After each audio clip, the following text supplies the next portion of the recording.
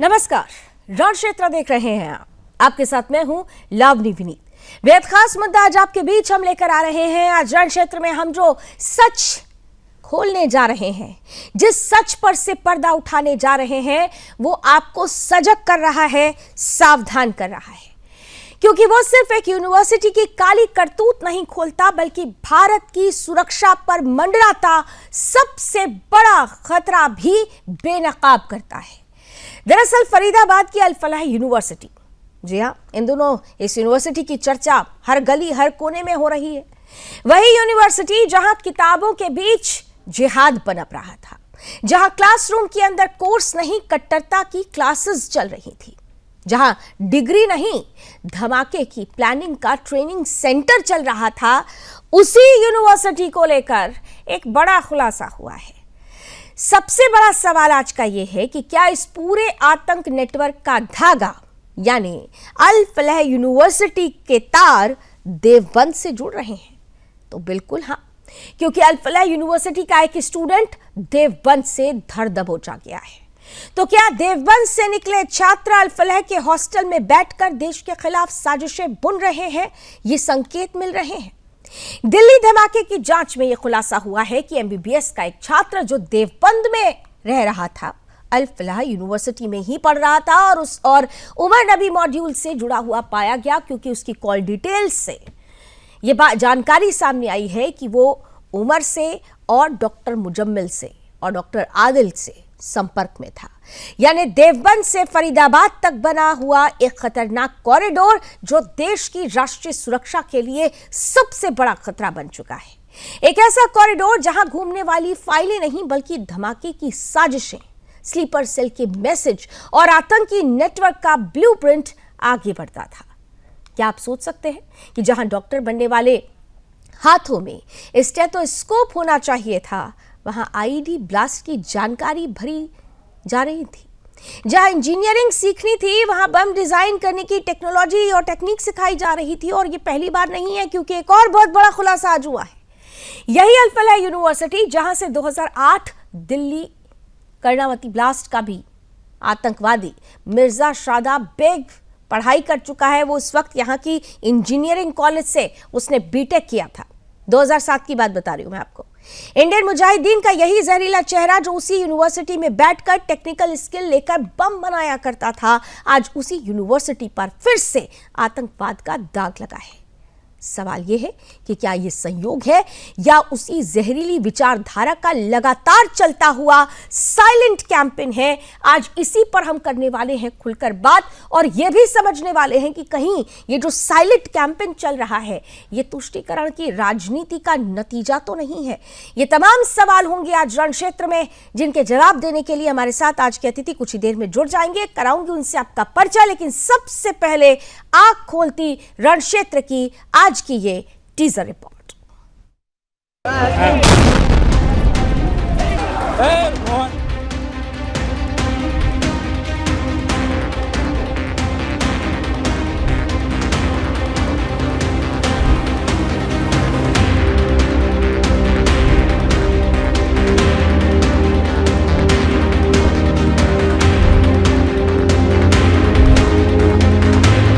अल फलाह university Faridabad की एक निजी यूनिवर्सिटी, जिसे अब सिर्फ शिक्षा संस्थान नहीं कहा जा रहा, बल्कि देश की सुरक्षा के लिए बम नुमा खतरा माना जा रहा है। हालिया जांच में सामने आया है कि ये सिर्फ यूनिवर्सिटी नहीं, पूरे आतंक नेटवर्क का हब बन चुकी है। और इसकी साठगांठ सिर्फ दिल्ली या फरीदाबाद तक सीमित नहीं, देवबंद तक पहुंच रही है। दिल्ली पुलिस और यूपी एटीएस की टीम ने देवबंद में एक एमबीबीएस स्टूडेंट अहमद रजा को हिरासत में लिया है। वो अल फलाह यूनिवर्सिटी का 3rd ईयर का छात्र है, जो उमर के आतंकी मॉड्यूल से जुड़ा था। यानी अल फलाह यूनिवर्सिटी सिर्फ एक कॉलेज नहीं, ये देवबंद फरीदाबाद कॉरिडोर के जरिए एक खतरनाक जाल बुन रहा है, जहां छात्र देवबंद में रहते हैं, पढ़ाई फरीदाबाद में करते हैं और कथित रूप से आतंकी नेटवर्क के लिए संपर्क बिंदु बनाते हैं। ये वो नेटवर्क है जिसमें शामिल हैं mastermind Umar, doctor Muzammil, doctor Shaheen Shahid और अहमद रजा, जो देवबंद फरीदाबाद लिंक को जोड़ता है। लेकिन और भी बड़ा सच ये है कि इस यूनिवर्सिटी का आतंक से पुराना नाता है। इंडियन मुजाहिदीन का आतंकवादी मिर्जा शादाब बेग, जो 2008 के अहमदाबाद और दिल्ली सीरियल ब्लास्ट में संदिग्ध था, वो भी अल फलाह यूनिवर्सिटी का छात्र रहा है। वहीं से उसने इंजीनियरिंग की पढ़ाई की और उसके तकनीकी ज्ञान का उपयोग बम निर्माण, आईईडी और डेटोनेटर डिजाइन करने में किया। ये वही साजिश है जो देश की आत्मा तक को झकझोर सकती है। लेकिन ये सिर्फ छात्र डॉक्टर का मामला नहीं है, ये पूरा network white collar terror ring की शक्ल ले चुका है, जिसमें इंजीनियरिंग छात्रों, मेडिकल डॉक्टरों, मौलवियों और आंकड़ों से छिपे फाइनेंसिंग चैनल्स तक का नेटवर्क शामिल है। हरियाणा डीजीपी तक इस बात की जांच के लिए पहुंचे। जांच में ये उजागर भी हुआ कि यूनिवर्सिटी ट्रस्ट के फाइनेंशियल नेटवर्क में भारी गड़बड़ी हो सकती है। ईडी की रिपोर्ट के अनुसार विश्वविद्यालय ने पिछले कई सालों में 415 करोड़ को अपराध प्राप्ति के रूप में जमा किया था, यानी सिर्फ शिक्षा का मुखौटा है। अंदर किस प्रकार की आर्थिक मशीनरी चल रही है, वो गंभीर सवाल उठाती है। देवबंद से फरीदाबाद तक बिछा हुआ ये जाल सिर्फ पढ़ाई का रास्ता नहीं, बल्कि देशद्रोहियों के लिए एक संरक्षित रास्ता, सेफ हाउस, रूट मैप और फाइनेंसिंग केंद्र बन चुका है। ये कोई मामूली खबर नहीं, ये राष्ट्रीय सुरक्षा का अलार्म बेल है। Desk report, Sudarshan news.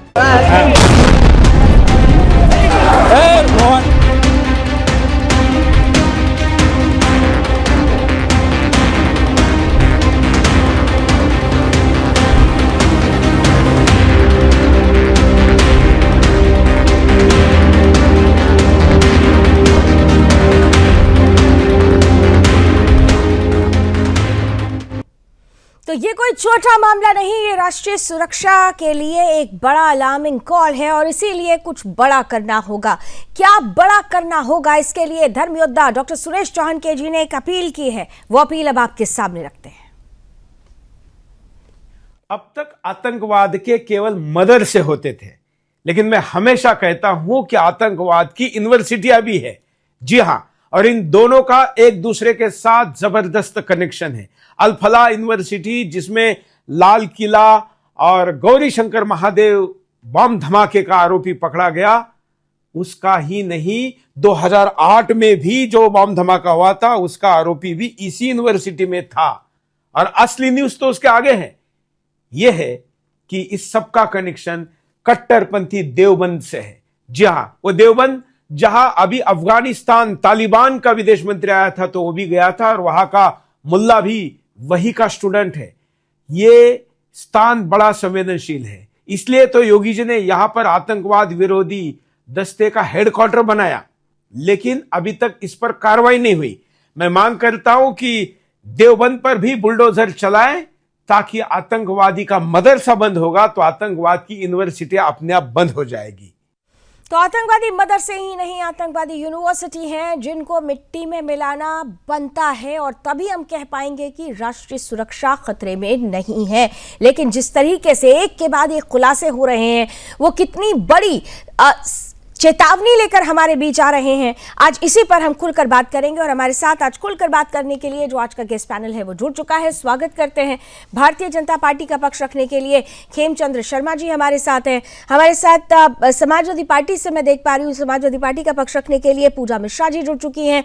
साथ ही साथ हमारे साथ जाने माने डिफेंस एक्सपर्ट हैं कमांडर भूषण दीवान सर भी हमारे साथ जुड़ चुके हैं। आप तीनों का बहुत बहुत स्वागत है। कुछ ही देर में कुछ और गेस्ट हमें ज्वाइन करेंगे, लेकिन खेमचंद जी, बड़ा सवाल आपसे ये है कि जिस तरीके से जीरो टॉलरेंस की नीति की बात कही जाती है कि आतंकवाद पर जीरो टॉलरेंस, अगर जीरो टॉलरेंस है तो फिर 2008 से लेकर 2025 तक एक ऐसी यूनिवर्सिटी जिसमें लगातार सिर्फ और सिर्फ आतंक के बीज बोए जा रहे हों, तो आज वो देखिए कितने खतरनाक पेड़ बनकर हमारे लिए सामने है।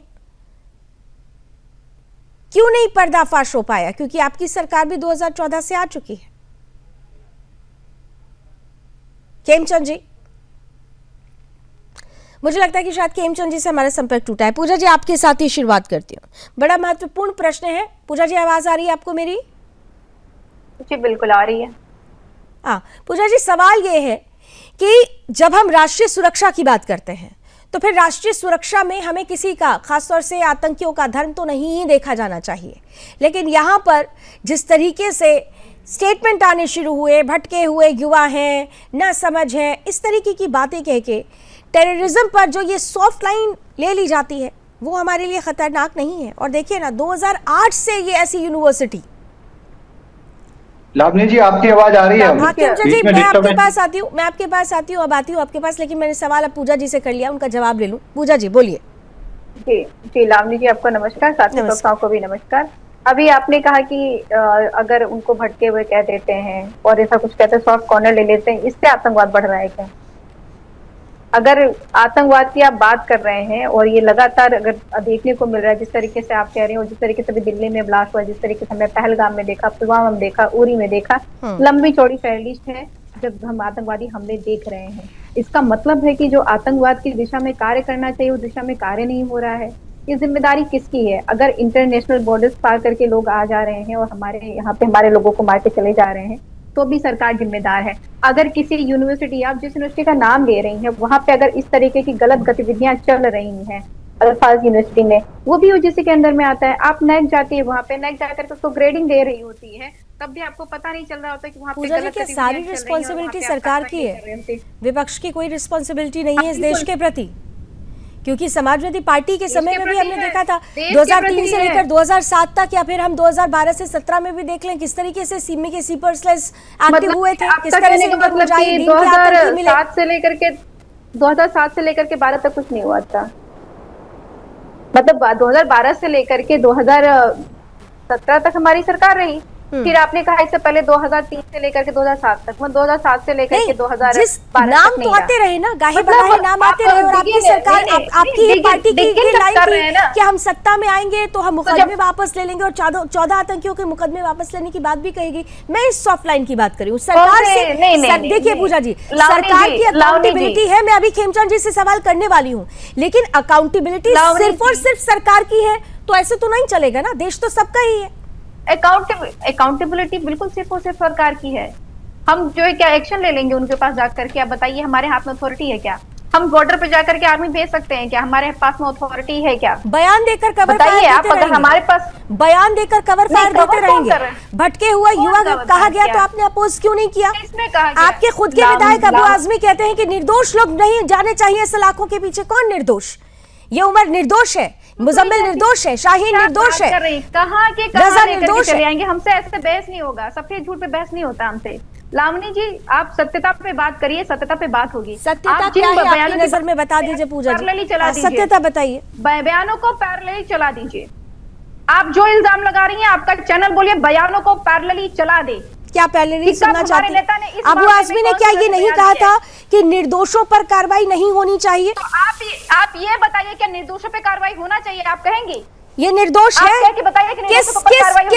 किस प्रोस्पेक्ट में उन्होंने कहा था? किस प्रोस्पेक्ट में उन्होंने कहा था? पूजा जी, इसीलिए मैं कहती हूँ, आप प्रवक्ता तेज तर्रार हैं, लेकिन आप कुतर्क करने लगती हैं। आप भूल जाती हैं कि अबू आजमी से क्या सवाल पूछा गया था। अबू आजमी से सवाल पूछा गया था कि ये मुजम्मिल, शाहीन ऐसे लोग जो सामने आ रहे हैं, क्या ये तुष्टीकरण की राजनीति का नतीजा है? अबू आजमी ने कहा कि देखिए कार्रवाई होनी चाहिए, लेकिन निर्दोषों पर कार्रवाई नहीं होनी चाहिए। यानी उस वक्त भी वो कहना चाह रहे थे कि ये मुसलमान हैं, इन पर कार्रवाई नहीं होनी चाहिए।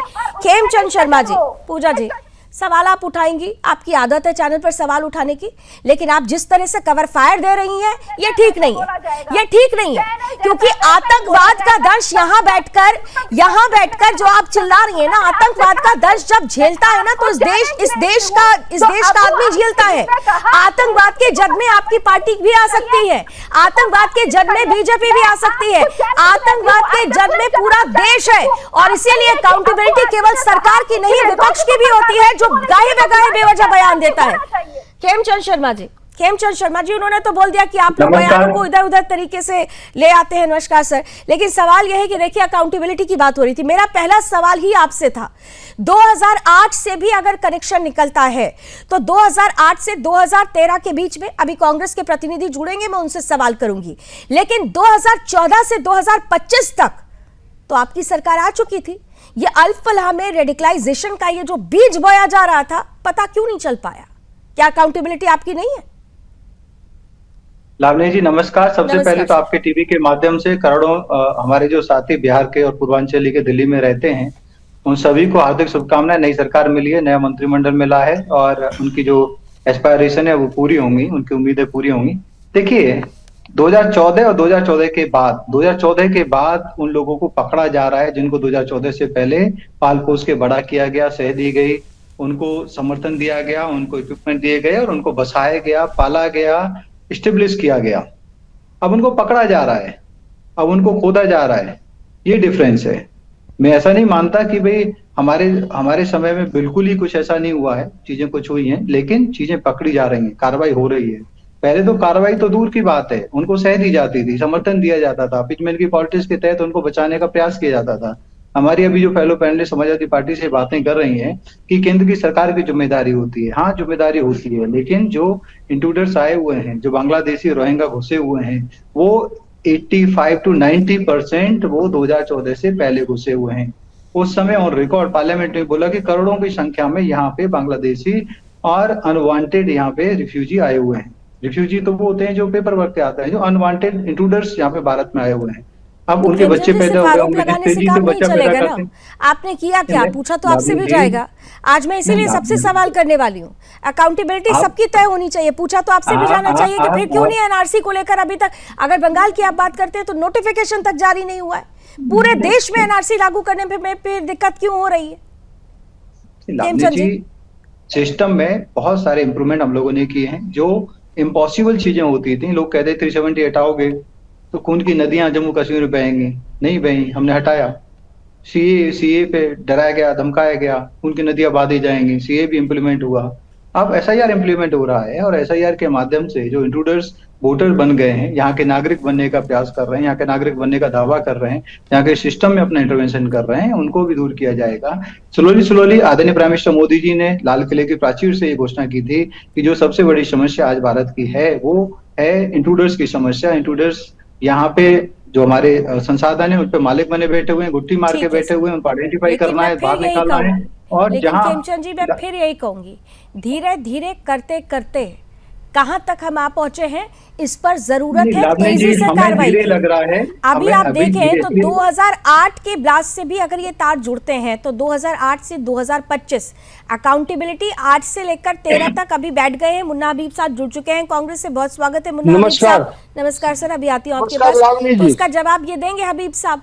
लेकिन उसके बाद आपकी सरकार थी तो पूछा तो आपसे भी जाएगा। खैर, मुन्ना हबीब साहब से भी जरा एक आंसर ले लेती हूँ, फिर कमांडर भूषण सर आपके पास आऊंगी। तीनों पॉलिटिकल पार्टीज का एक स्टेटमेंट जरूरी हो जाता है। मुन्ना हबीब साहब, देखिए एक बात तो तय है कि जो हम सोच रहे हैं आज की तारीख में, आतंकवादी बहुत ज्यादा सोच रहे हैं। ये व्हाइट कॉलर टेररिज्म जो सामने आया है, मतलब पहले ये कहा जाता था कि सिर्फ वही टेररिस्ट हो सकते हैं जो अनपढ़ होते हैं, जो अशिक्षित होते हैं, लेकिन ये पूरा का पूरा जो नेक्सस सामने आया उसने बता दिया कि अब आतंकवाद की सिर्फ मदरसे नहीं होते, आतंकवाद की यूनिवर्सिटीज भी होती हैं। और वो यूनिवर्सिटीज, उनकी नींव कब से रखी जाती है? 2008 से रखी जाती है।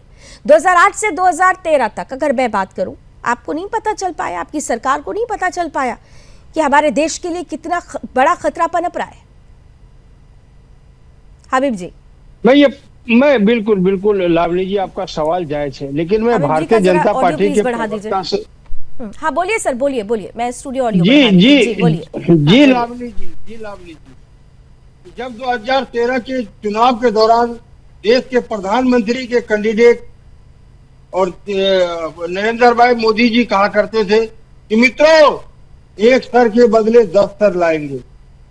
अगर प्रधानमंत्री मैं बना तो आतंकवाद की कमर तोड़ने का काम पहला काम मेरा होगा।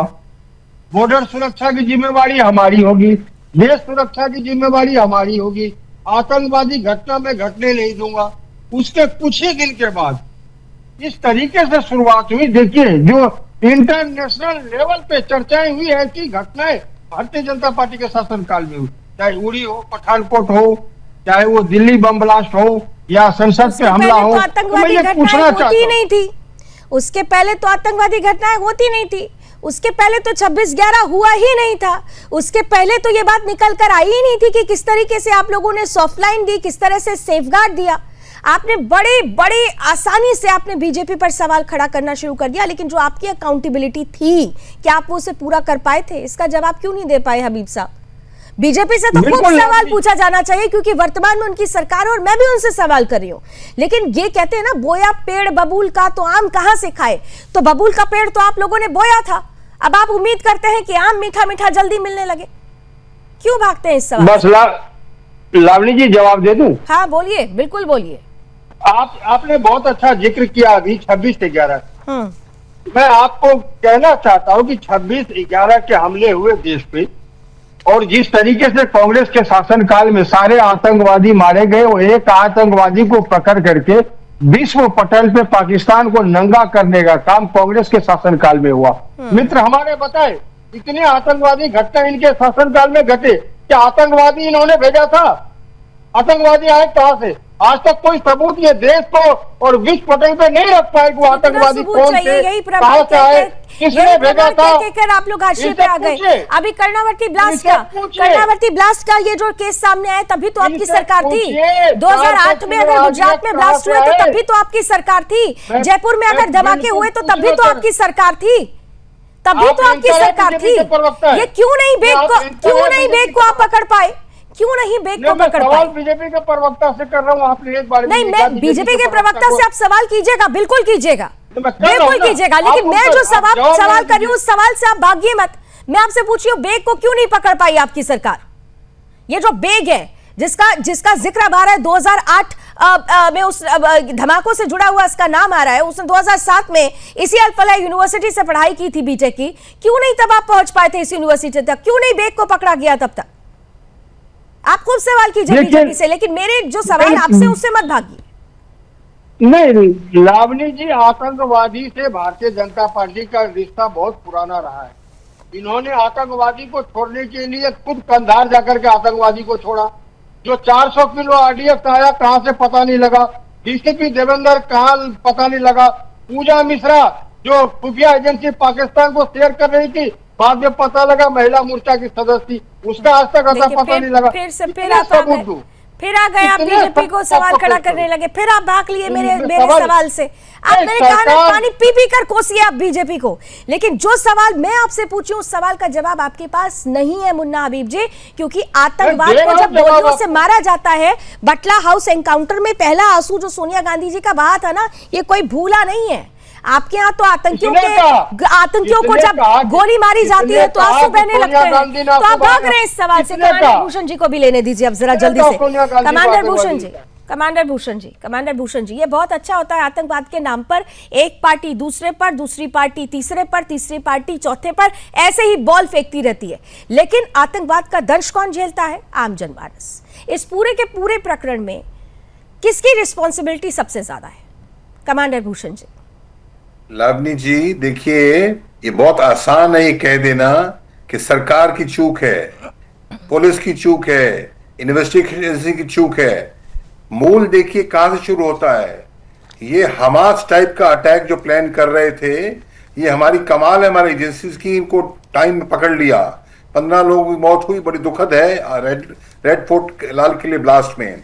पर आतंकवादी की फैलाने वाली फैक्ट्रियां कहां हैं, उनको चिन्हित करना चाहिए। और ये फैक्ट्रियां कौन हैं? ये फैक्ट्रियां वो हैं, 71 की लड़ाई में बांग्लादेश बना, उस युद्ध में मुझे भाग लेने का सुअवसर मिला। मैं आप देखिए बांग्लादेश के अंदर भी आईएसआई और जैश ए मोहम्मद के पावर वहां पहुंच चुके हैं। तो ये कौन इनको शय दे रहा है? और आप देखिए आज कम से कम 7-8 करोड़ इलीगल इमिग्रेंट घुसपैठिए भारत में हैं, जिनको कोई भारत से प्यार नहीं है। और आप देखिए अभी बंगाल में इलेक्शन होने वाले हैं, तो बंगाल का जो बॉर्डर बांग्लादेश को टच करता है, तो वहां पे एसआईआर के चलते, और सबसे बड़ी बात जो बीजेपी ने बड़ा अच्छा किया है, मार्च 2025 में किया है, सितंबर 2025 से लागू है नया act, immigration and foreigners act, ताकि उनको चिन्हित करके भगाया जाए। ये काम किया है तो वहां भीड़ लगी बॉर्डर पे। आपको लगता है कि सबसे पहले जो रेडिकल जो हब्स हैं, एजुकेशनल हब्स हैं, जो रेडिकलाइजेशन के सबसे बड़े केंद्र बिंदु माने जाते हैं, क्योंकि आतंक के मदरसों के बारे में तो हम पता नहीं कब से सुनते आ रहे हैं, कि आपको नहीं लगता कि पहली कार्रवाई उन पर होनी चाहिए? आप बिल्कुल ठीक कह रही हैं। मैं आपको एक और आइडिया एक और पहलू देना चाहता हूं लावनी जी। मैं 3 यूनिवर्सिटीज में, प्राइवेट यूनिवर्सिटीज में कुलपति रहा हूं। और मैं आपको बता सकता हूं, आपके हमारे कानून में क्या है कि यूनिवर्सिटी जो है, हायर एजुकेशन जो है, ये नॉट फॉर प्रॉफिट, वहां ट्रस्ट से चलेगी। मुझे बताएं, कम से कम 800 प्राइवेट यूनिवर्सिटीज हैं। इतने दानी लोग इकट्ठे हो गए भारत में, 70 एकड़ जमीन फरीदाबाद में लेके चला रहे हैं। तो पहले दिन से ही आप उनको गलत काम करने के लिए उत्साहित कर रहे हैं। बेनामी ट्रांजैक्शन दिखाई जा रही हैं, पैसा दिया जाता है एक्स और बिल लिया जाता है वाई का, प्रोफेसर को पे किया जाता है कम और उनसे रसीद ले जाता है ज्यादा। तो अभी आपको पता है इस यूनिवर्सिटी का क्या हुआ है? फॉरेन से कई इनको पैसे मिले हैं, डोनेशन मिली हैं, तभी जाके 415 करोड़ हुआ है।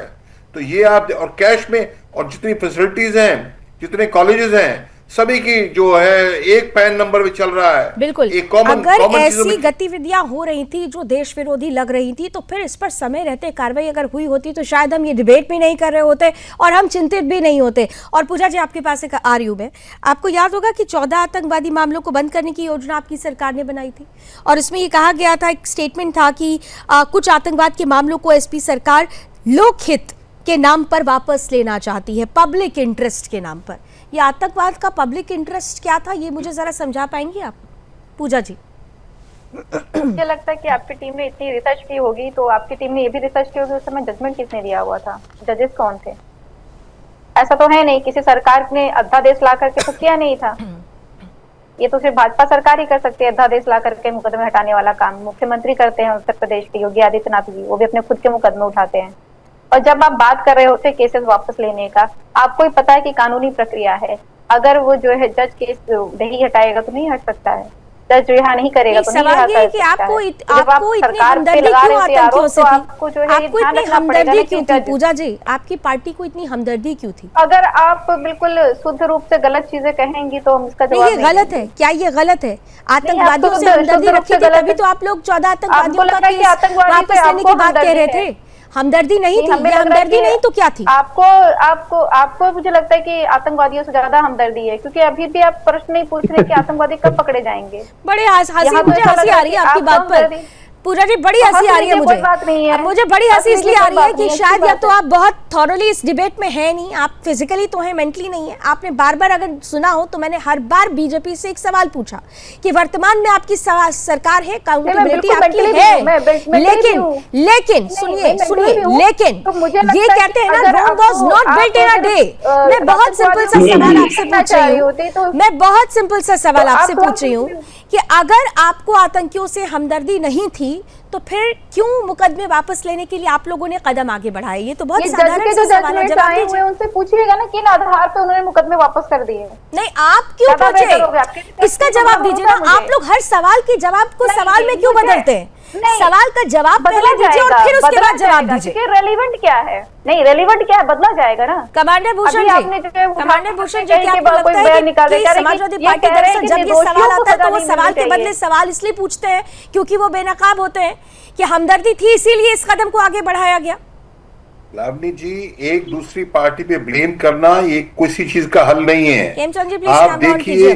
आप देखिए कितने सालों से बांग्लादेश से आसाम में, झारखंड में, उड़ीसा में कहां लोग इलीगल बसाए जा रहे हैं। और मैं आपको बता दूं इसमें हर पार्टी इन्वॉल्व है।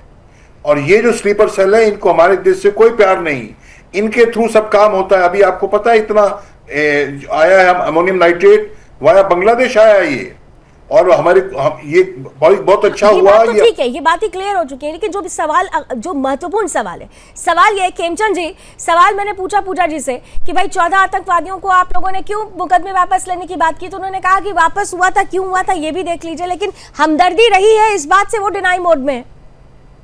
खेमचंद जी देखिए, सिर्फ हमदर्दी नहीं, सपोर्ट रही है। आप जिस यूनिवर्सिटी की बात कर रहे हैं वो यूनिवर्सिटी कब स्टेब्लिश हुई? वो कांग्रेस के जमाने में स्टेब्लिश हुई।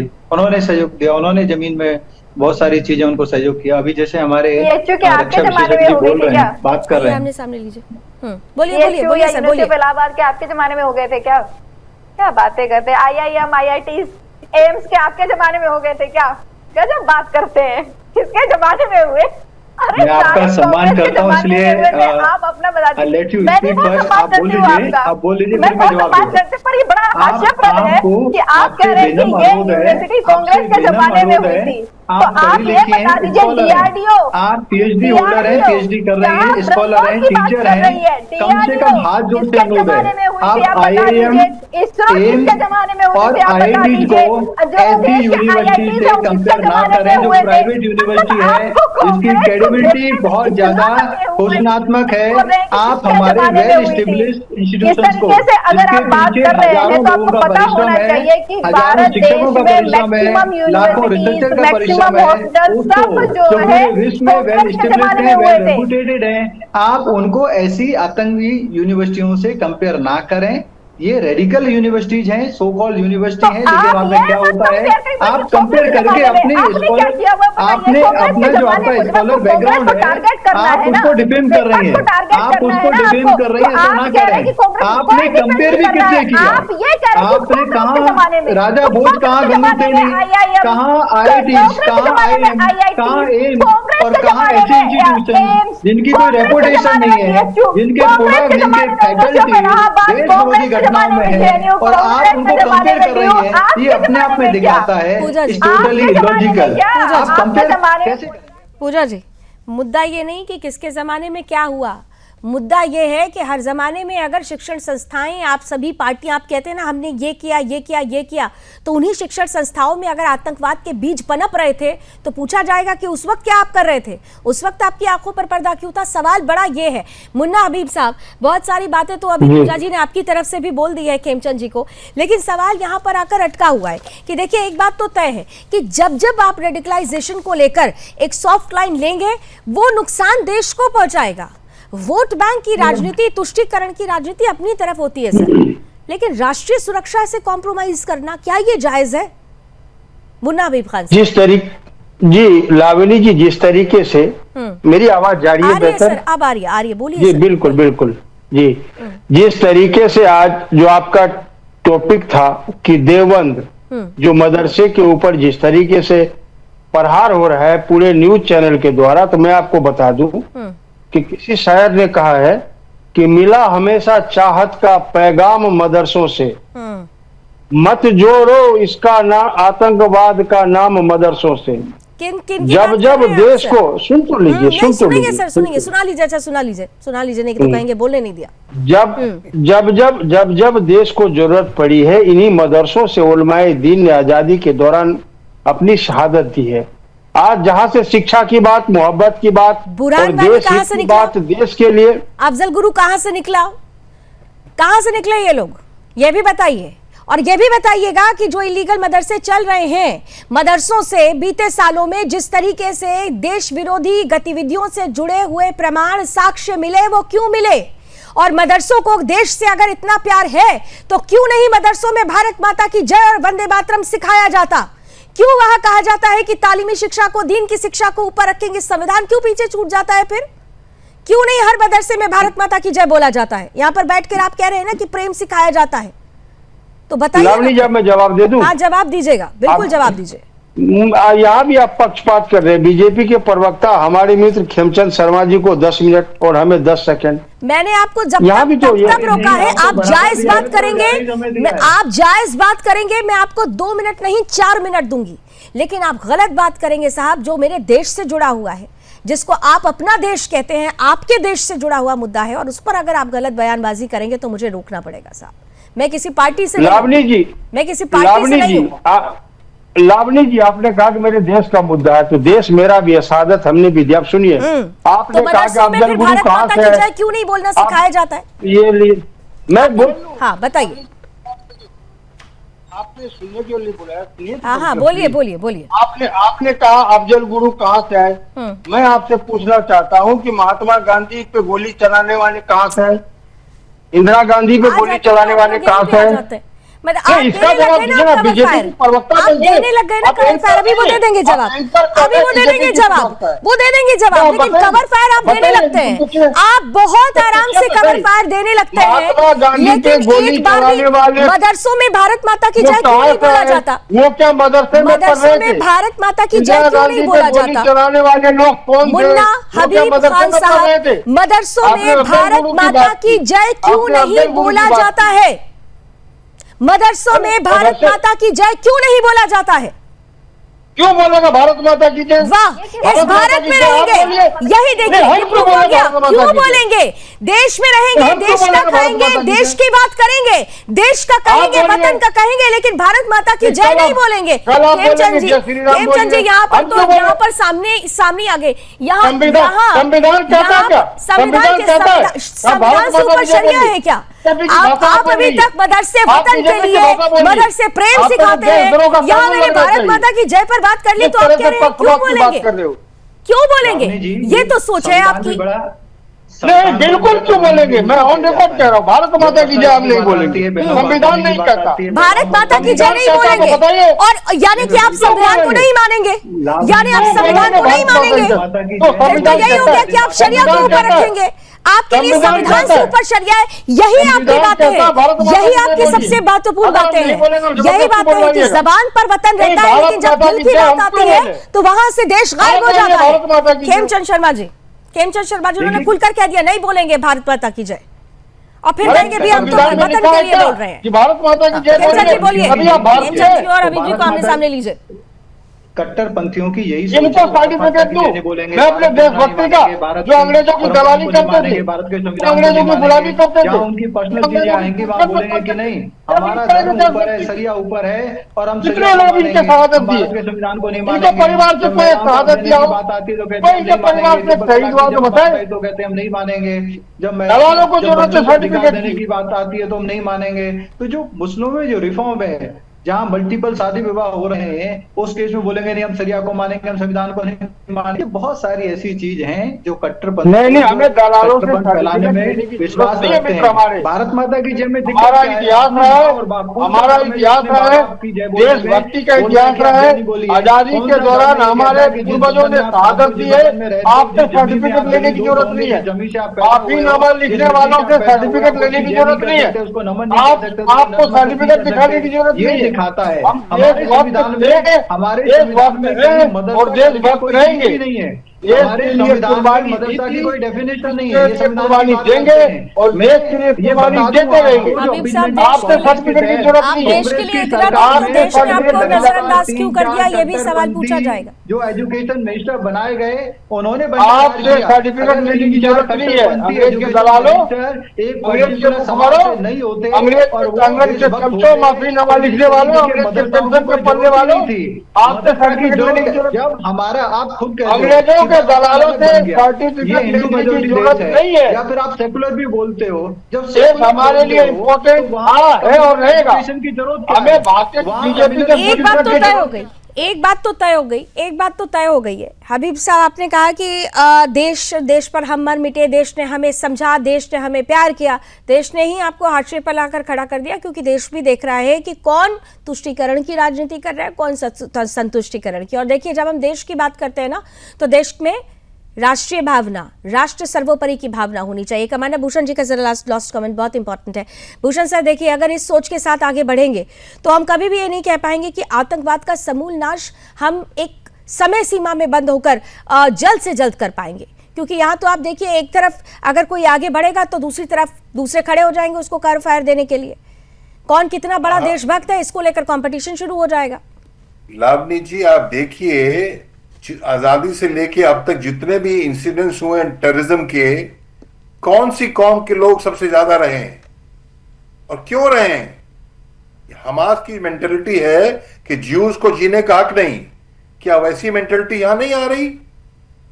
इसलिए तो आप देखिए, इतना बड़ा नेटवर्क फैला है, पूरे कई शहरों में ब्लास्ट करने थे, रॉकेट दागने थे, हमास ने किया। किस लिए?